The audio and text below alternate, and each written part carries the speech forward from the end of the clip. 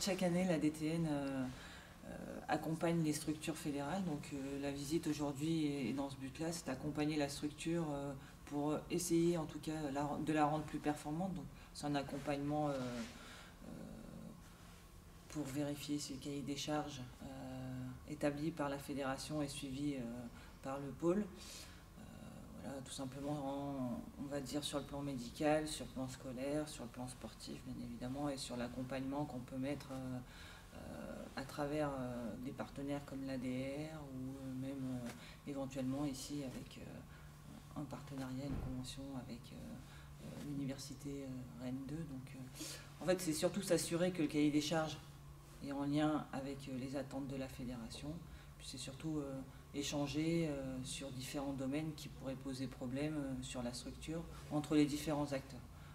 On est là dans le cadre plutôt de la bienveillance pour donner des conseils éventuellement s'il y a besoin, mais après c'est un pôle qui fonctionne très bien. On a eu depuis 2 ans, je suis les structures fédérales et tous les pôles féminins, tous les pôles espoirs en fonction de leur contexte évoluent de façon positive, et on est plus maintenant sur un accompagnement pour optimiser la performance plus que sur le fonctionnement du pôle en relation avec les différents acteurs. Tout est réglé de ce point-là et c'est plutôt bon signe, ça veut dire que ces structures évoluent de façon positive et on est plutôt maintenant là à s'occuper de les rendre encore plus performantes pour rendre des joueuses encore plus performantes.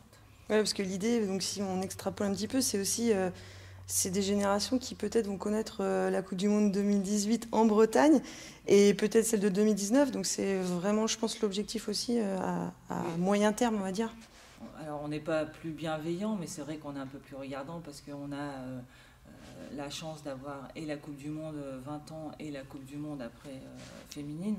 Donc forcément ce sont des générations, notamment les 99, voire quelques 2000 qui pourraient participer à la Coupe du Monde des 20 ans. Donc forcément on est là pour voir si on les met dans les meilleures conditions et surtout leur assurer une formation sportive de qualité. Mais là on sait qu'elles sont très bien encadrées. L'ensemble des pôles et les cahiers des charges imposent d'avoir un formateur. Donc on sait que ce qui est proposé est en relation avec les attentes de la fédération et de la DTN. Donc à partir de là, on essaye d'optimiser justement les structures pour qu'on puisse les amener à être performantes en 2018 et j'espère aussi quelques-unes en 2019.